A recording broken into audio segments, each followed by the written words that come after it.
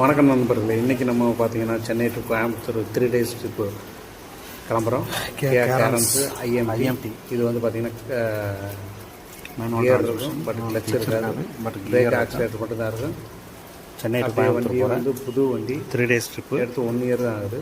Customer வந்து உடனே வண்டியை ஸ்டார்ட் பண்ணிட்டு நம்மளுக்கு சேஃப்டி ஃபஸ்ட்டு, சேஃப்டி மறக்காமல் சீட் பெல்ட்டு போடணும். பேசஞ்சரையும் கம்பல்சரி சீட் பெல்ட் போட சொல்லிடணும். உடனே சீட் பெல்ட்டை போட்டு உடனே வண்டியை ஸ்டார்ட் பண்ணி கிளம்பியாச்சு. சென்னை சிட்டிக்குள்ளே மலையில் டிராஃபிக்கும் இருந்தது, இருந்தாலும் நம்ம போய் தானே அது கூட ஸ்லோவாக போயிருக்காங்க. சிட்டியை தாண்டலாம் அப்படின்னு இதெல்லாம் வந்து டினோட் பண்ணுற மாதிரி இருக்கும் அப்படின்னு சொல்லிட்டு ரெண்டுத்தையும் சேர்த்து ரோஜா அப்படின்னு சொல்லுவாங்க. சரி, ஓகே, எல்லாத்தையும் டைம் ஆச்சு, லஞ்சையும் சாப்பிட்லாம்ட்டு அச்சரப்பாக்கம் மலைக்குளம் படிச்சுட்டு லஞ்சையும் சாப்பிட்டுட்டு அங்கே இருந்து ஸ்ட்ரெயிட்டாக வண்டி விட்டாச்சு. சரி, ஓகே, ஸ்லோவாகவே வண்டி போய்கிட்டு இருக்கேன், ஒரு 100 போய் பார்க்கலாமே அப்படின்ட்டு நானும் 100 போனேன். வண்டி அவ்வளோ ஸ்மூத்தாக இருந்துச்சு, அவ்வளோ ஃபஸ்ட் கிளாஸாக மெயின்டைன் பண்ணியிருக்காங்க. நான் ஆல்ரெடி இந்த வண்டிக்கு போயிருக்கிறேன். அது போய் கிட்டத்தட்ட ஒரு 6 months மேலே ஆச்சு.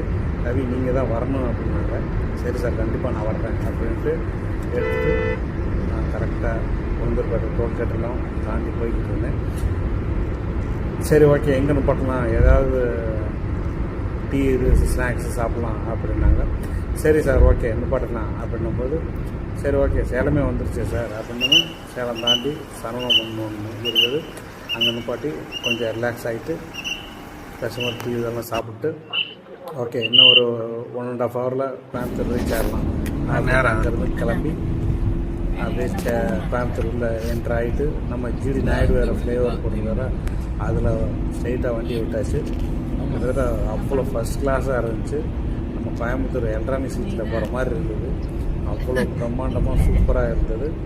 அது ஒரு வீடியோ வேறு எடுத்துகிட்டு அப்படியே சரி, ஓகே, ரூம் எங்கே போட்டேன் அப்படின்னு பார்த்தா கரெக்டாக ரயில்வே ஸ்டேஷன் போட்டிருக்கேன்.